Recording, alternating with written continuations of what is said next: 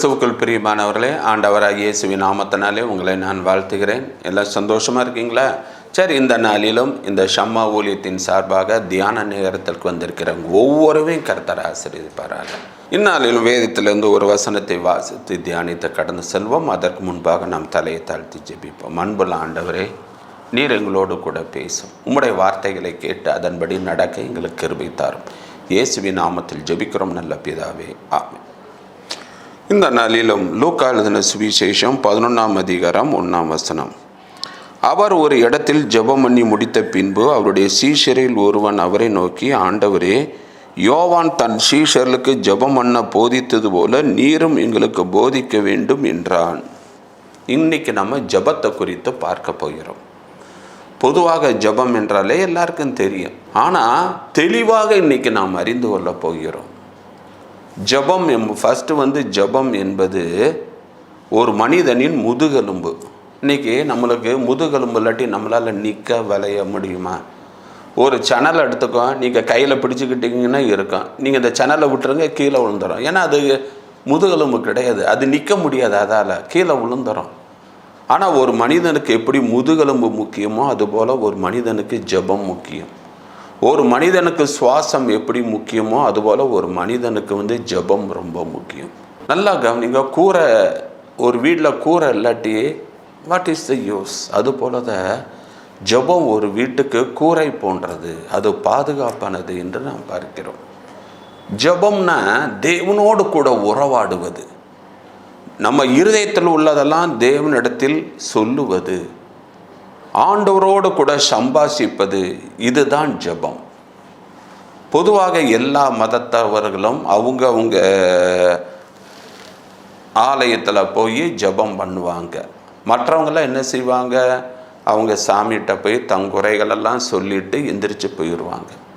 இன்றைக்கி அநேக கிறிஸ்தவர்களும் அதைத்தான் செய்கிறாங்க. அன்புள்ள ஆண்டவரை இதை தரேன் அதை தரேன், இயேசுவின் நாமத்தில் பிதாவே ஆமென்னோ. ஜெபம் என்பது ஒரு வழி பாதை அல்ல, அது இருவழி பாதை. இன்னைக்கு நிறைய பேர் ஒரு வழி பாதை மாதிரி தான். இந்த ஒரு டிராக்டரில் பாருங்கள், ஜல்லி எடுத்துகிட்டு வருவாங்க, ஒரு பட்டன் அமுக்கும், அது தூக்கம் சர்றம் ஜல்லியெல்லாம் குட்டிட்டு அது வாட்டுக்கு போயிடும். அதுபோல தான் தேவ சமூகத்தில் போய் இதயத்தில் உள்ளெல்லாம் சொல்லிவிட்டு அவங்ககிட்ட ஆமேன்ட்டு போயிடுறாங்க. அது இருவழி பாதை. நம்ம ஜெபம் பண்ணுறோம், நம்ம ஜெபத்துக்கு பதில் கொடுக்க ஆண்டவர் வாராரு, அதுக்கு மேலே நம்ம எந்திரிச்சு போயிடுறோம். அப்புறம் எப்படி தேவன் நம்மோடு கூட பேசுவார்? நம்மளும் பேசணும், ஆண்டவரும் பேசணும். அண்ணால் பாருங்க, இருதயத்தில் உள்ளதெல்லாம் கொட்டிட்டு ஆண்டவர்கிட்டன்னு பதில் வந்துருச்சு. அதற்கு பின்பு அவள் துக்கமாக இருக்கவில்லை. ஆண்டவர் என் ஜெபத்தை கேட்டுட்டார், அதுதான் ஜெபம். இப்போ பெண்ணினால் கேலி பண்ணாமல் இருந்திருப்பாளா, வையாமல் இருந்திருப்பாளா? நீ என்னமோ சொல்லிட்டு போ, அடுத்த வருஷம் பாரு என் கையில் ஒரு குழந்தை இருக்கும். அப்போ ஜெபம் என்பது இருவழி பாதை. ஜெபம் என்பது தேவனோடு கூட உறவாடுவது. அதைத்தான் இங்கே நாம் பார்க்கிறோம். இங்கு இயேசுவின் சீஷர்கள், யோவான் சானகன் தன்னுடைய சீஷனுக்கு ஜெபம் பண்ண கற்றுக் கொடுத்தார், நீர் எங்களுக்கு கற்றுக் கொடும். அங்கே தான் நம்ம ஆண்டவர் ஜெபம், பரமண்டலங்களில் இருக்கிற எங்கள் பிதாவே என்ற ஒரு ஜெபத்தை கற்றுக் கொடுத்தார். Right, okay. நம்ம டெய்லி கூட இந்த ஜெபத்தை சொல்கிறோம், ஆலயத்தில் சொல்கிறோம். இந்த என்னாத்துமாவே கர்த்தரை சோஸ்திரி அந்த ஜெபத்துக்கு முன்னாடி சில பேர் இந்த ஜெபத்தை சொல்லிட்டு அதை சொல்கிறாங்க. ரைட்டு. எத்தனை பேர் உணர்ந்து சொல்கிறேன் சொல்லுங்கள்? பரமண்டலங்களில் இருக்கிற எங்கள் பிதாவேனா, அவர் பிதாவினா நம்ம பிள்ளைகளாக இருக்கணும்ல. எத்தனை பேர் பிள்ளைகளாக இருக்கிறோம் சொல்லுங்க பார்ப்போம். அவர் பிதானா நம்ம பிள்ளைகளாக இருக்கணும். அடுத்தது, உம்முடைய சித்தம் செய்யப்படுவதாக. இங்கே நம்ம மாம்சத்தில் ஓடக்கூடாது, சுயத்தில் கூடாது. தேவனுடைய சித்தப்படி நடக்க நாம் ஒப்பு கொடுக்குறோமா? உமது நாமம் மகிமைப்படுவதாக, ஆண்டவருடைய நாமம் மகிமைப்படும்படி நாம் நடக்கிறோமா? அப்போ நம்ம சொன்னால் அதுபடி நம்ம செய்யணுமா இல்லையா?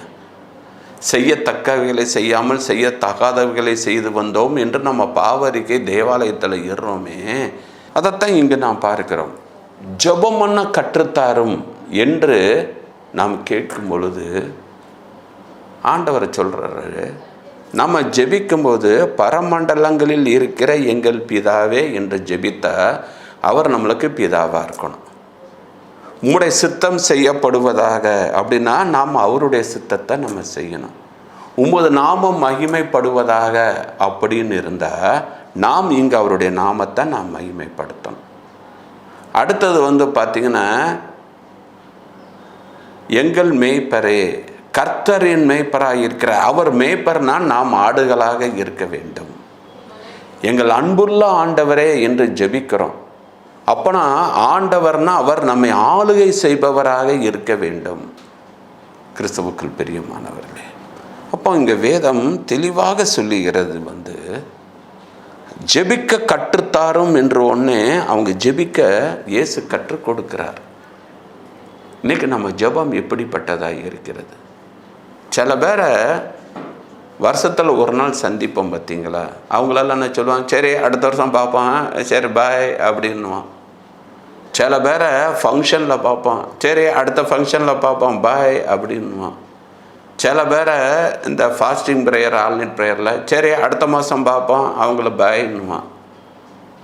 வாரம் சர்ச்சில் பார்க்குறவங்கள சரி நம்ம அடுத்த வாரம் பார்ப்போம் பாய் அப்படின்னுவான். இந்த ஸ்கூலில் படிக்கிற பிள்ளைங்க வேலை பார்க்குறவங்களுக்கு சரி நாளைக்கு பார்ப்போம் பாய் அப்படின்னுவான். சில பேரை அடிக்கடி நம்ம மீட் பண்ணுவோம்.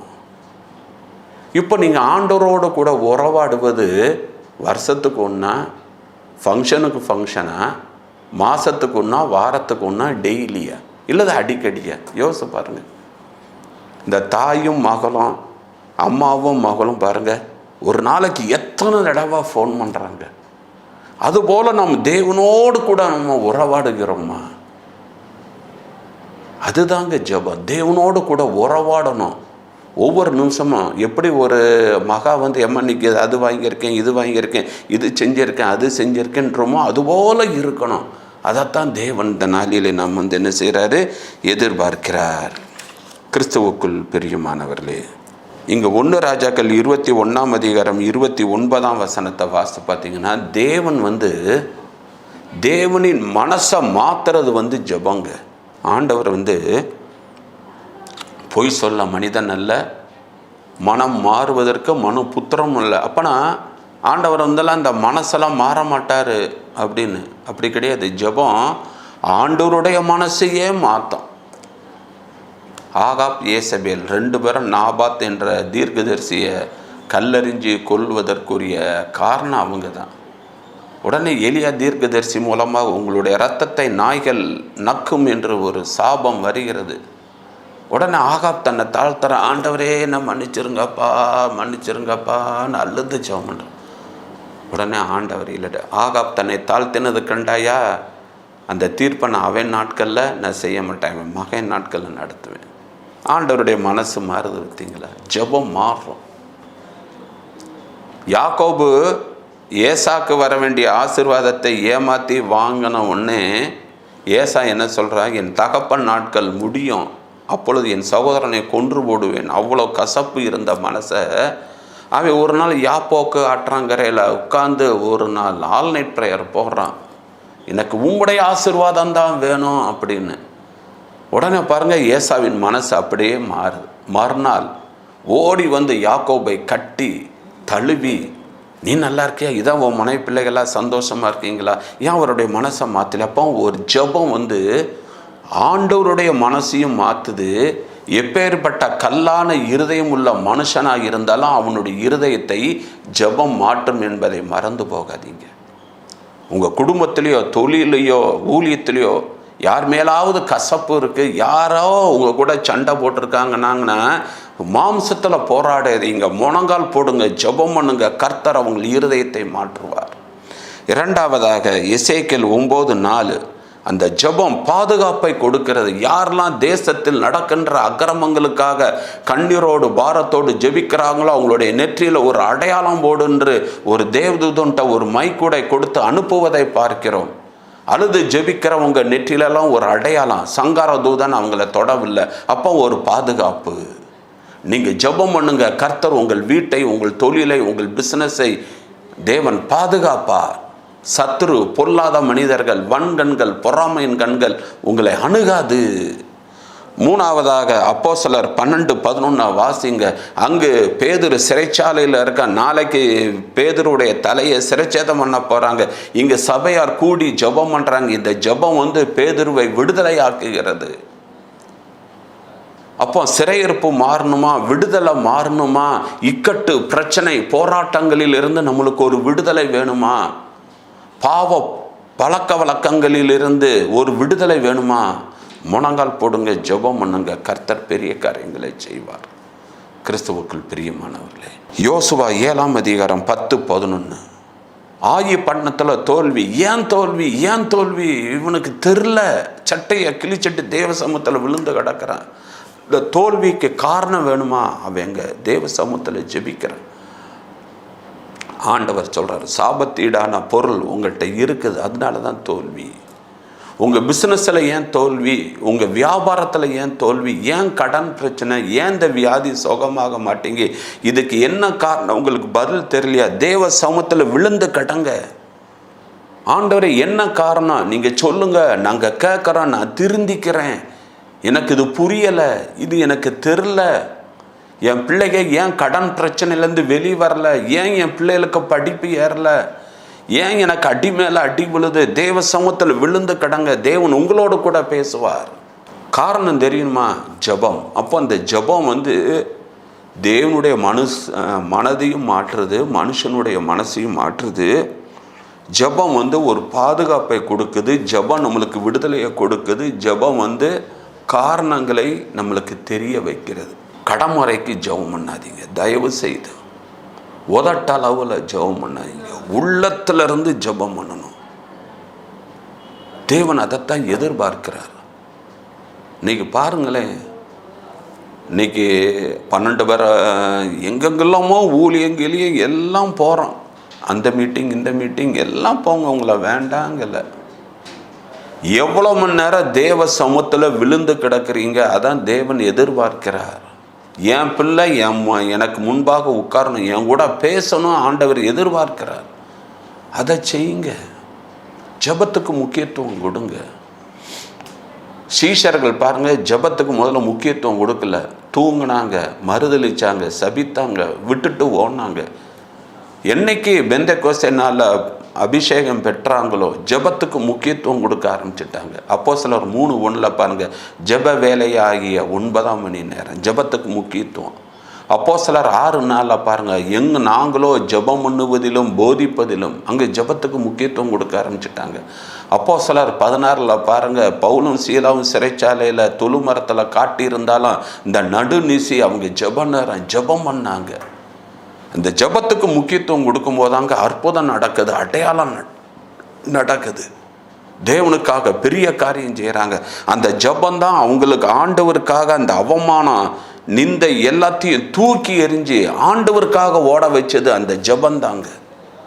இன்னைக்கு நீங்கள் ஜெபத்துக்கு முக்கியத்துவம் கொடுங்க, கர்த்தர் உங்களை பெரிய காரியங்களை செய்ய வைப்பார். ஒப்பு கொடுங்க. ஆண்டவரை, இதுவரை நான் கடமுறைக்கு ஜெபித்தேன், பேரளவுக்கு ஜெபித்தேன், ஜெபிக்காம இருந்தேன், இனிமேல் நான் ஜெபத்துக்கு முக்கியத்துவம் கொடுப்பேன் அப்படின்னு இன்னைக்கு நீங்கள் ஒப்புரவாகுங்க. தேவனோடு கூட பேசுங்க, கர்த்தர் உங்களை ஆசீர்வதிப்பார். ஜெபிப்போம். அன்புள்ள ஆண்டவரே, அருமையான அந்த வேலைக்காக நன்றியப்பா. இப்பொழுதும் ஜெபத்துடைய முக்கியத்துவத்தை நாங்கள் அறிந்து கொண்டோம், எங்களை மன்னிங்கப்பா. இதுவரை நாங்கள் ஜெபிக்கலை, கடமுறைக்கு ஜெபம் பண்ணோம், தூங்கி விழுந்தோம். இனிமேல் நாங்கள் ஜெபத்துக்கு முக்கியத்துவம் கொடுப்போம். நீங்கள் அப்படி செய்யப்படுற கிருபைக்காக நன்றி. எங்கள் மீது ஒரு ஜபாவி, விண்ணப்பத்தினாவி, மன்றாட்டின் ஆவியினால் நிரப்புங்கப்பா, நிரப்புங்க. ஜபத்துக்கு முக்கியத்துவம் கொடுக்க கிருபை தரும். எங்களை ஜப வீரனாக மாற்ற வேண்டுமாறு ஜெபிக்கிறோம். நீங்கள் அப்படி செய்யப்படுற கிருபைக்காக நன்றி. எங்களை தாழ்த்தி உம்முடைய கரத்தில் அர்ப்பணிக்கிறோம். இயேசுவின் நாமத்தில் ஜெபிக்கிறோம் நல்ல பிதாவே, ஆமென். கிறிஸ்துவுக்குள் பிரியமானவர்களே, ஆண்டவர் உங்களோடு கூட பேசியிருக்கிறார். ஜபத்துக்கு நீங்கள் முக்கியத்துவம் கொடுங்க. ஜபத்தின் வல்லமையை நீங்கள் அறிந்து கொள்ளுங்கள். கர்த்தர் உங்களை அபரீதமாக ஆசீர்வதிப்பார். உங்கள் ஜெபத் தேவைகளை எங்களுக்கு நீங்கள் தெரிவிப்பீர்கள் என்றால் உங்களுக்காக நாங்கள் ஜெபிக்கிறோம். கர்த்தர் உங்களோடு கூட இருப்பாராக. God bless you.